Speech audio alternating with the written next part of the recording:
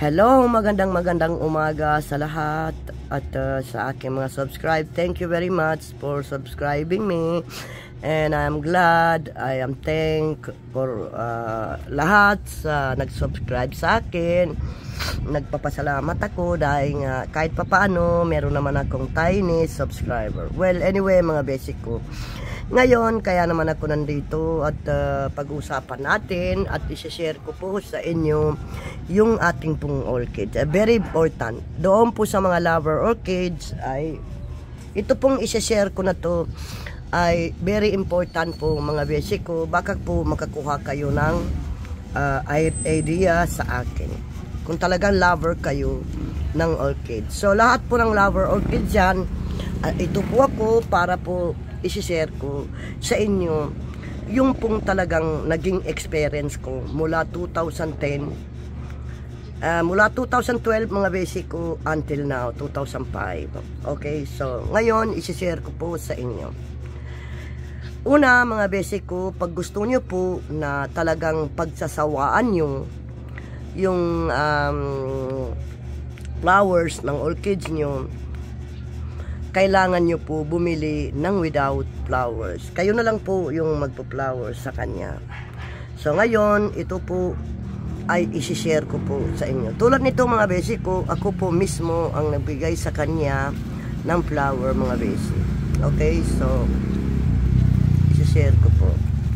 Ito mga basic ko, ako po mismo nagbigay sa kanya ng flowers. Okay, so ibig sabihin, ito aabuti ng 3 months ng mga basic. Bakit po? Kasi po, noong binili ko po, ay wala po siyang flowers. Okay, so ngayon ako ang magbibigay sa kanya ng flowers. So, well, abuti ng 3 months yon.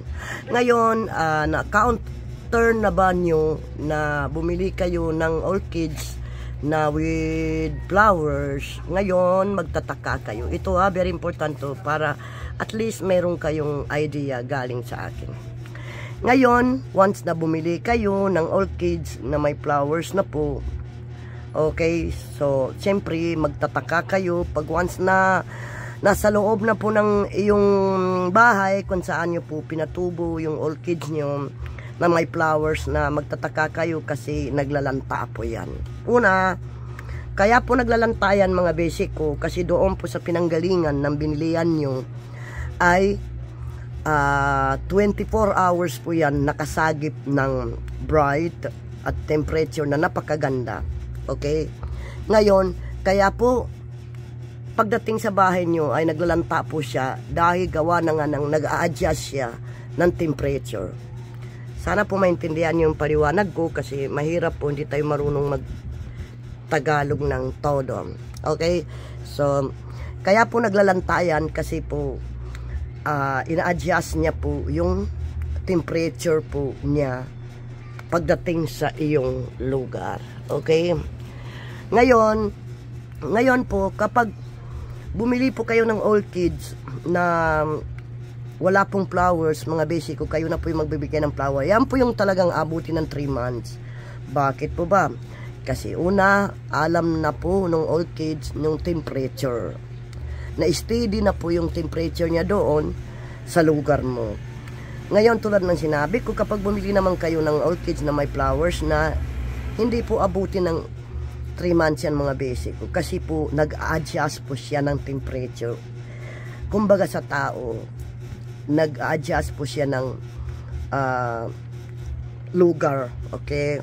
Tulad ng halimbawa, ito ibigay ko sa inyo halimbawa, pag tayo po ay natutulog po tayo sa bahay na may bahay, okay? So, siyempre, hindi tayo nakakatulog, okay? Kasi iba po yung dati na kung saan tayo naka-stay, okay? So, ganyan po rin yung orchids. Once na may iba po siya ng temperature, yun po, mangingiba rin po yung temperature niya at kaya po naglalanta yung kanilang flowers dahil po ibang-iba po yung lugar na tinutubuan niya dahil 24 hours po nakasagip ng linaw, nakasagip ng araw, nakasagip ng hangin kasi orchids talaga yan po yung ano niya, mahilig po ang orchids ng hangin. Okay? Mahangin tapos napaka-bright mga basic. Okay? Bright na bright po ang gusto ni orchids. At lagi po yan nahahanginan. Okay? So, pagdating dito sa lugar kung saan natin pinapatubo yung orchids natin, ay mangingiba na naman po yung temperature nila. Okay? I-adjust na naman nila. Kaya yun po yung aking masishare sa inyo na kung gusto niyo pong bumili ng orchids without flower mga basic ko para pagsawaan nyo yung kanilang flowers. Okay? Kaya yun po, nangingiba po yung kanilang temperature pagdating po dito sa loob ng bahay nyo kung saan nyo po pinapatubo yan. So doon po mangingiba ang kanilang temperature. Okay? So pangalawang masishare ko sa inyo mga basic ko, once na nagkaroon po ng fungus yung orchids nyo, ikakat nyo. Tulad yan mga basic ko, ikakat ko na yon kasi talagang hindi na mabubuhay yan. Okay? Kasi nga, nagkaroon po ng sakit yan. So, yun po mga basic, yan binalot ko na yan. Yan po yung tatanggalin natin. Ikakat natin yan dahil kapag hindi nyo ikakat yan, lalago yan at ano pa doon sa kasama niya. Madadamay pa yung kasama niya na magkaroon ng cancer. So yan. So yung mga basic ko, ito na po yung aking orchids na sabi ko sa inyo may fungus.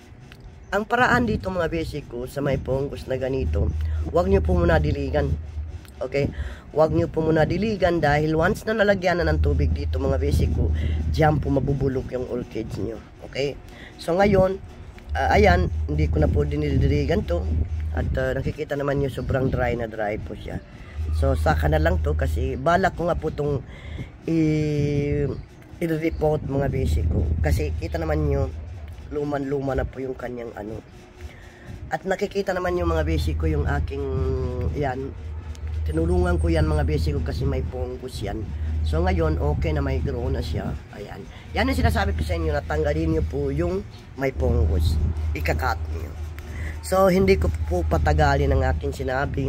Dahil yun po yung dapat ko masishare sa inyo. Yun po yung aking dapat yung ano, malay nyo kung try na lang nyo mga basic ko. Okay?